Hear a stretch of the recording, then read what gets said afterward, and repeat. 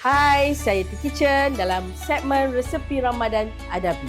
Okey, hari ini saya nak kongsikan resepi bubur jagung adabi. Okey, mula-mula kita panaskan air. So, kalau pakai 2 tin, kita perlukan dalam 3 cawan air.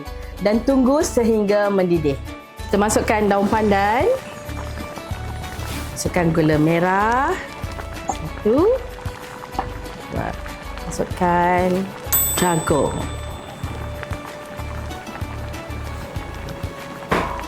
Masukkan jagung adabi. Masukkan sagu. Masukkan santan adabi.